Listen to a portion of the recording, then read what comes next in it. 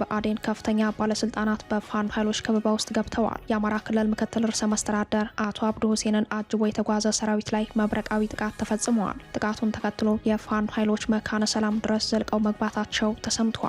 የከተማ ውጊያና የከፍተኛ ባለስልጣናቱን ሁኔታ በተመለከተ ቀዳሚው መረጃችን ነው።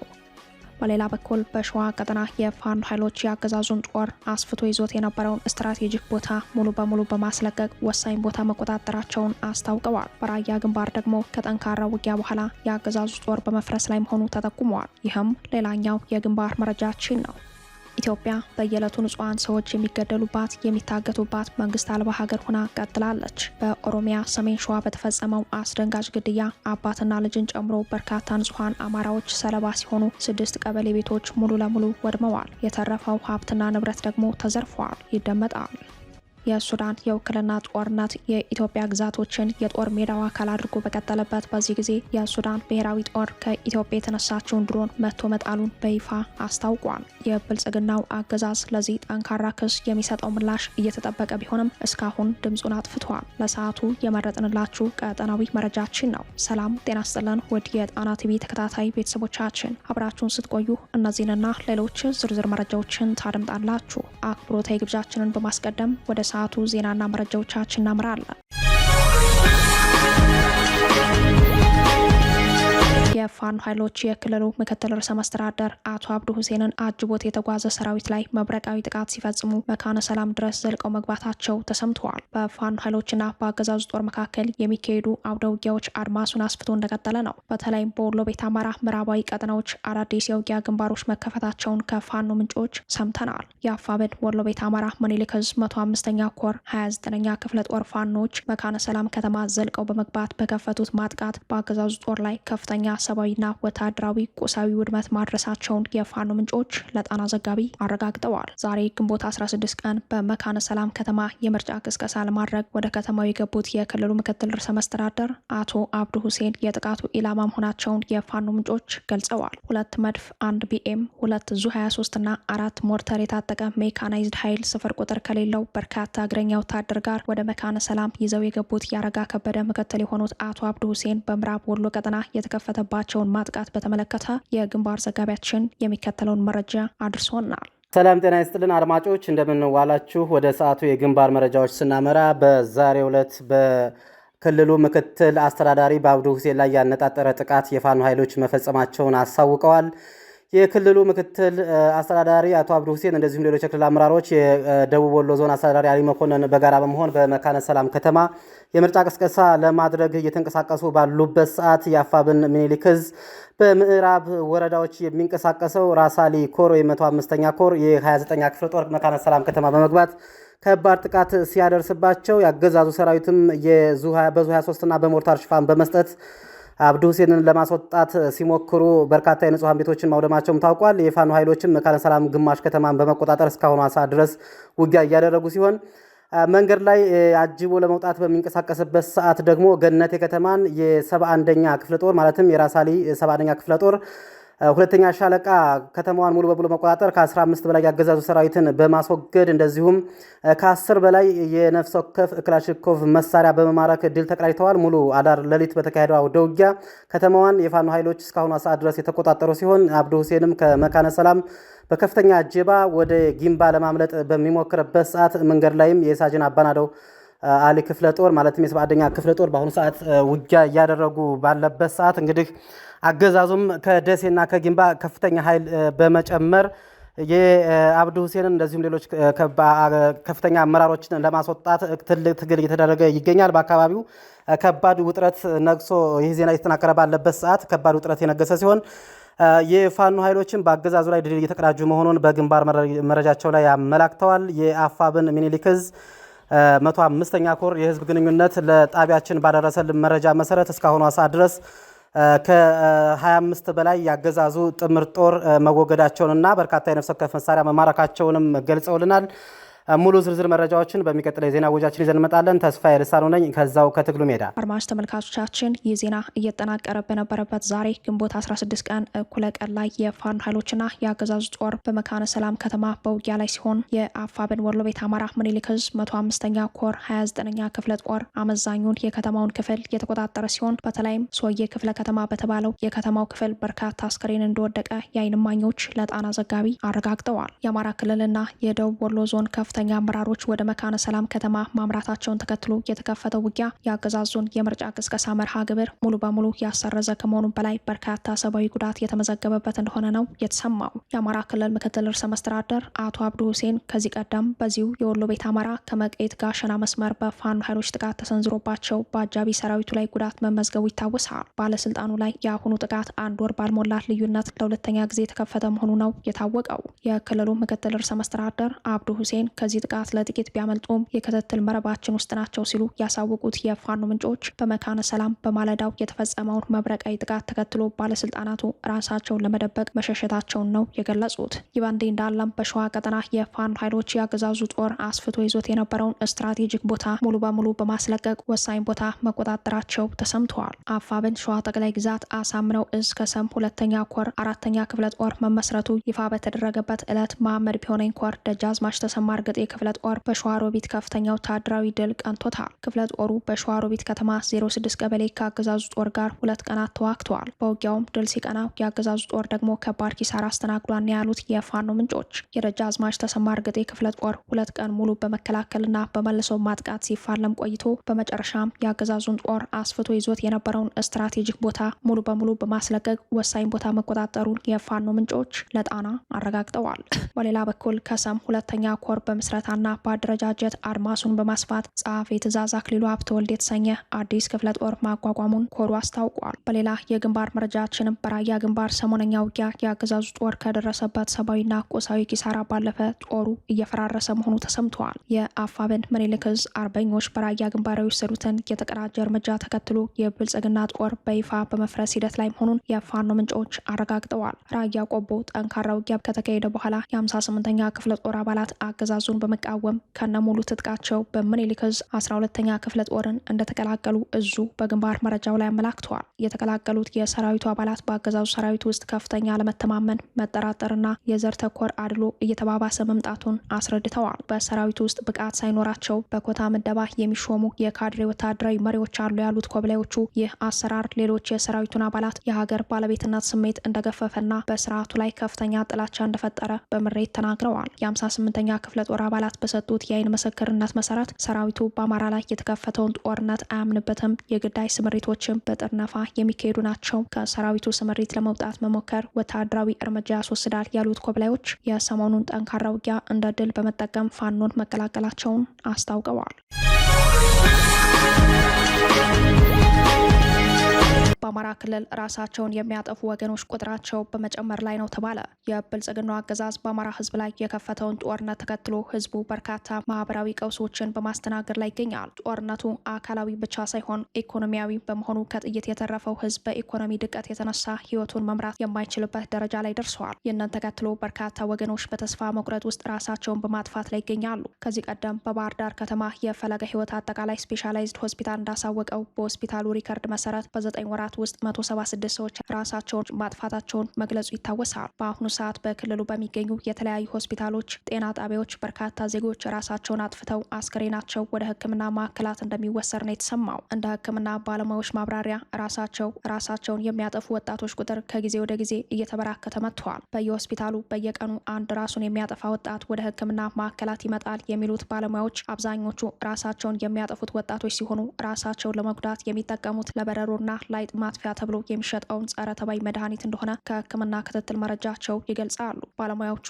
አክለው አብዛኞቹ ራሳቸውን የሚያጠፉት ሰዎች ከ15 እስከ 30 ዓመት የእድሜ ክልል የሚገኙ ወጣቶች እንደሆኑ ገልጸዋል። የጣና ዘጋቢ ያነጋገራቸው አንድ የጎንደር ዩኒቨርሲቲ የህክምና ባለሙያ ተጎጂዎች ራሳቸውን ማጥፋታቸው በምርመራ ነው የሚገኘው ያሉ ሲሆን በተጨማሪም ከቤተሰቦቻቸው የሚገኘው መረጃ እንደሚያመላክተው በራሳቸው ላይ አደጋውን ከመፍጠራቸው በፊት ይናገሩት የነበረውን ቃላት እንዲሁም መድኃኒቱን ከወሰዱ በኋላ ካጠገባቸው የሚገኘው የወሰዱትን መድኃኒት መያዣ ራሳቸውን ለማጥፋታቸው ማረጋገጫ ነው ብለዋል። ከዚህ ባለፈ መድኃኒቱን ከወሰዱ በኋላ በፍጥነት ወደ ሕክምና ተቋም መጥተው የተረፉ ወጣቶች ቃለመጠየቅ ሲደረግላቸው ራሳቸውን ለማጥፋት ያነሳሳቸው ኑሮ መረረን የሚሉት እንደሚበዙ ስሜ አይገለጽ ያሉት የሕክምና ባለሙያ ተናግረዋል። የብልጽግናው አገዛዝ በአማራ ሕዝብ ላይ የከፈተው ጦርነት ዘርፈ ብዙ ማህበራዊ ቀውሶችን በማስከተል ላይ ይገኛል። በትምህርት በጤናና በግብርና ዘርፍ የፈጠረው ችግር በአንድ ትውልድ ብቻ የሚገደብ አልሆነም። በህዝቡ በተለይም በተተኪው ትውልድ ቀጣይነት ጤናማ መስተጋብር ላይ ከፍተኛ የሆነ አሉታዊ ተጽዕኖ ያሳደረ ሲሆን ከጥይት ከከባድ መሳሪያ ከድሮን ጥቃት የተረፉ ወጣቶች ስደትን አሊያም ራስን ማጥፋት አማራጭ ለማድረግ ተገደዋል።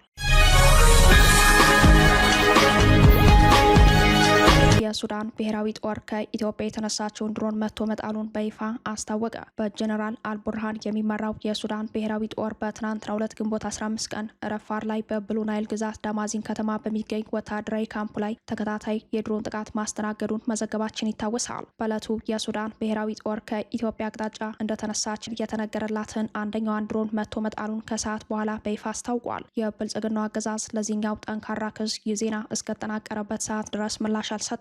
ተፋላሚ ኃይሉ የሱዳን ፈጥኖ ደራሽ ኃይሎች RSF የኢትዮጵያ ግዛት ውስጥ የራሱን የጦር ሰፈር እንዲያደራጅ ከብልጽግናው አገዛዝ ፍቃድ ካገኘ ወዲህ በተባበሩት አረብ ኤምሬቶች ድሮን ታግዞ የሚያደርሳቸው ጥቃቶች ቁጥራቸው በመጨመር ላይ ነው። የትናንቱን ጥቃት ጨምሮ የማዕከላዊ ሱዳን የካርቱም ግዛቶች የዘለቀ የሲቪልና ወታደራዊ ተቋማት ላይ ቀጥተኛ ጥቃት በመሰንዘር ላይ የሚገኘው የፈጥኖ ደራሽ ኃይሉ የምዕራብ ኢትዮጵያ ቀጠናን የነጻ ግዛቱ አካል አድርጎት ይታያል። እንደ ሱዳን ብሔራዊ ጦር መረጃ ትናንት ተመታ የወደቀችበት የፈጥኖ ደራሽ ኃይሉ ድሮን ቱርክ ሰራሽ ነች። ድሮኗ የተመታቸው በጸረ አውሮፕላን ሚሳኤል መሆኑን በይፋዊ ወታደራዊ መረጃው ላይ ተመላክተዋል። በዚህ ሳምንት ብቻ የሱዳን ፈጥኖ ደራሽ ኃይል ከኢትዮጵያ ግዛት አንቀሳቀሳቸው በተባሉ ድሮኖች 2 የሱዳን ብሔራዊ ጦር የአየር ስርዓት ማዕከላት ወይንም ራዳሮች መውደማቸው ታውቋል። በተለይም በምስራቅ ካርቱም ተተክሎ የነበረው ቱርክ ሰራሽ የአየር ስርዓት መቆጣጠሪያ ራዳር በአጥፍቶ ጠፊ ድሮኖች ክፉኛ መውደሙን የተሰማው እንደ ሱዳን ብሔራዊ ጦር ወታደራዊ አመራሮች ክስ የፈጥኖ ደራሽ ኃይሉ ድሮኖች መነሻቸው ከኢትዮጵያ ነው። ከ2 ሳምንት በፊት የሱዳን ብሔራዊ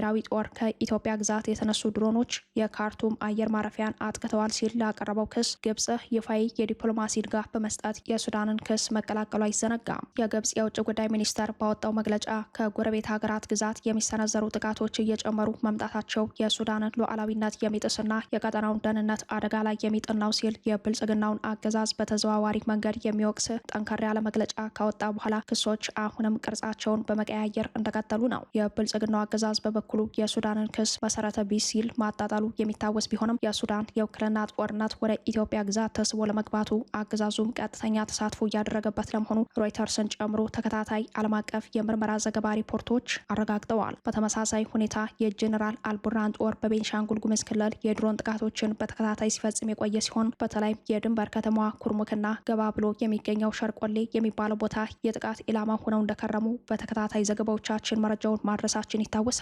በዚህ ወቅት ከካርቱም በመሰማት ላይ ያሉ ወታደራዊ ዛቻዎች ኢትዮጵያን ወደ ዓለም አቀፍ ጦርነት ሊያስገባት እንደሚችል ተንታኞች እየገለጹ ይገኛሉ። በተለይም ከባህር ዳርና ከአሶሳ የሚነሱ ድሮኖች አጠቁን የሚለው የካርቱሙ ወታደራዊ መንግስት ክስ ወደ ዛቻ ያደገ መሆኑ አጸፋዊ እርምጃ እንደሚወስድ ማስጠንቀቁ ባህር ዳር ከተማና አሶሳን ኢላማ ውስጥ ሊያስገባ ይችላል የሚለው ስጋት የሚናቅ ሆኖ አይታይም ይላሉ ጉዳዩን በቅርበት የሚከታተሉ ተንታኞች። ኢትዮጵያ በየዕለቱ ንጹሃን ሰዎች የሚገደሉባት የሚታገቱባት መንግስት አልባ ሀገር ሆና ቀጥላለች። በሰሜን ሸዋ በተፈጸመው አስደንጋጭ ግድያ አባትና ልጅን ጨምሮ በርካታ ንጹሃን አማራዎች ሰለባ ሲሆኑ 6 ቀበሌ ቤቶች ሙሉ ለሙሉ ወድመዋል። የተረፈው ሀብትና ንብረት ደግሞ ተዘርፈዋል። በኦሮሚያ ክልል ሰሜን ሸዋ ዞን ወረጃ አርሶ ወረዳ በኦነግ ሸኔ ታጣቂዎች በተፈጸመ ጥቃት አባትና ልጅን ጨምሮ 6 ንጹሃን ዜጎች በአሰቃቂ ሁኔታ መገደላቸው ተሰምተዋል። ጥቃቱ በአማራ ተወላጆች ላይ ያነጣጠረ ሲሆን በጥቃቱ ቢያንስ የ6 ቀበሌ ቤቶች ሙሉ በሙሉ ወድመዋል። በአካባቢው ላይ የደረሰው የንብረት ውድመት እጅግ ከፍተኛ መሆኑን የገለጹት የዓይን እማኞች ከ100 ኩንታል በላይ እህል፣ 150 የንብ ቀፎዎች መቃጠላቸውና ከ100 በላይ የቀንድ ከብቶች በታጣቂዎች ተዘርፈው መወሰዳቸውን በጥልቅ ሐዘን ተናግረዋል። ጥቃቱን ተከትሎ በአካባቢው የተፈጠረው ሰብአዊ ቀውስ አሳሳቢ ደረጃ ላይ የደረሰ ሲሆን በታጣቂዎቹ የተቃጠሉ መኖሪያ ቤቶች ከ40 እስከ 50 እንደሚደርሱ ተገልጿል። ከጥቃቱ ተርፈው ነገር ግን ንብረታቸው ከውድመት ያልተረፈላቸው በርካታ የሸንኮራ ቀበሌ ነዋሪዎች አካባቢያቸውን ጥለው በመሰደድ በጉሃጽዮን ከተማ ተጠልለው ይገኛሉ። ከግድያውና ከማፈናቀሉ በተጨማሪ በርካታ ንጹሃን ታፍነው የተወሰዱ ሲሆን ታጣቂዎች እያንዳንዳቸውን ለመልቀቅ እስከ 1 ሚሊዮን ብር የሚደርስ ከፍተኛ ገንዘብ እየጠየቁ መሆኑ ደግሞ የአደጋውን ክብደት በጉልህ አሳይቷል። ይህን አሰቃቂ ጥቃት በአካባቢው ላይ አዲስ እንዳልሆነና ላለፉት 5 ዓመታት በተደጋጋሚ ሲፈጸም የቆየ ስልታዊ ጥቃት መሆኑን ነዋሪዎች በምሬት ይናገራሉ። እስካሁን ድረስ ከ15 በላይ ቀበሌዎች ሙሉ በሙሉ በመፈናቀላቸው ጉዳዩን የወረዳውም ሆነ የዞኑ ጸጥታ አካላት ጠንቅቀው እንደሚያውቁት ተገልጸዋል። ሆኖም ሁሉም ተፈናቃዮችና የጉዳቱ ሰለባዎች የአማራ ተወላጆች በመሆናቸው ትኩረት ሊሰጠው እንዳልቻለ ተጎጂዎቹ በምሬት በመናገር ላይ ናቸው። የአሜሪካው ፕሬዝዳንት ዶናልድ ትራምፕ የስራ መኖሪያ አካባቢ የተከፈተው ተኩስ የግድያ ሙከራ ዓላማ ያለው መሆኑ ተጠቆመ። በነጩ ቤተ መንግስት አቅራቢያ የተከፈተው የተኩስ ሩምታ የብዙዎች መነጋገሪያ ሆኗል። በአሜሪካ ነጩ ቤተ መንግስት አቅራቢያ የተሰማው ድንገተኛ የተኩስ ሩምታ አነጋጋሪ ሆኗል። የተኩስ ሩምታው የአሜሪካው ፕሬዝዳንት ዶናልድ ትራምፕ የስራና መኖሪያ አካባቢ ኢላማ ያደረገ ነው ተብሏል። የደህንነት ተንታኞች ክስተቱ በነጩ ቤተ መንግስት ጥብቅ የጥበቃ ስፍራ የታየ ከፍተኛ የደህንነት ጥሰት ሲሉ ገልጸውታል። በትናንትናው ዕለት ሜይ 23 አመሻሹን በነጩ ቤተ መንግስት አጠገብ ትርምስ የፈጠረ የተኩስ ልውውጥ የአሜሪካን የደህንነት መዋቅር ፈተና ላይ ጥሏል። በቤተ መንግስቱ አንደኛው መግቢያ አቅራቢያ በደህንነት ጠባቂዎችና በአንድ ግለሰብ መካከል ከ15 እስከ 30 የሚደርስ የተኩስ ልውውጥ ተደርጓል። በግለሰብ ደረጃ ጥቃት ሲፈጸም ትራምፕ በነጩ ቤተ መንግስት ፕሬዝዳንታዊ መኖሪያ ውስጥ እንደነበሩ ተገልጿል። በፕሬዝዳንቱ ጠባቂዎች ላይ ቀድሞ ተኩስ የከፈተውን በሞቱ ታውቋል። በአካባቢው ሲያልፍ የነበረ ሌላ ግለሰብ በከፍተኛ ሁኔታ ቆስሏል። ተጠርጣሪው ወደ ነጩ ቤተ መንግስት በሚያስገባ አንድ የመቆጣጠሪያ ማለፊያ አቅራቢያ በመጠጋት ከቦርሳው ውስጥ ሽጉጥ በመምዘዝ በጠባቂዎች ላይ ተኩስ በድንገት መክፈቱን ተከትሎ ፖሊስ ወደ ግለሰቡ በመተኮስ ግርግሩ መጀመሩ ታውቋል። የሴክሬት ሰርቪስ ቃል አቀባይ የሆኑት አንቶኒ ጉግሊልማ ግለሰቡ በከፍተኛ ሁኔታ ተጎድቶ ወደ ጆርጅ ዋሽንግተን ዩኒቨርሲቲ ሆስፒታል መወሰዱንና በዚያው መሞቱን ገልጸዋል። በፖሊስና ሴክሬት ሰርቪስ አባላት ላይ የደረሰ ምንም አይነት ጉዳት እንደሌለ ሲገለጽ፣ ሌላ በአካባቢው በነበረ ከገዳዩ ጋር ግንኙነት የሌለው ግለሰብ ላይ ግን ጉዳት ደርሷል። ነጩ ቤተ መንግስት ነገሩ እስኪረጋጋ ሙሉ በሙሉ ዝግ እንዲሆን መደረጉም ታውቋል። ፖሊስ ለሰዓታት በስፍራው ሲቪሎች እንዳይገኙ እገዳ ጥሎም ነበር። ተኩስ የተከፈተው 17ኛ ጎዳና ከነጩ ቤተ መንግስት ሰሜን ምዕራብ አቅጣጫ በሚገኘው ፔንሲልቬኒያ አቨኑ በሚሰኝ ስፍራ በኩል ነው ተብሏል። ፖሊስ የጥቃት ፈጻሚውን ማንነት መለየት የቻለ ሲሆን ግለሰቡ የ21 ዓመት ወጣት ሲሆን ስሙም ናሲር ቢስት የሚሰኝ መሆኑ ታውቋል። ግለሰቡ በዋሽንግተን ዲሲ ላለፉት 18 ወራት ነዋሪ የነበረ መሆኑን በምርመራ ተደርሶበታል። ጥቁር አሜሪካዊ የሆነ ወጣት ድርጊቱን ለመፈጸም ምን እንዳነሳሳው ምክንያቱ ግልጽ ባይሆንም ሮይተርስ በሰራው ዘገባ የስሜት መረበሽ ያለበት ሰው ስለመሆኑ ገልጿል።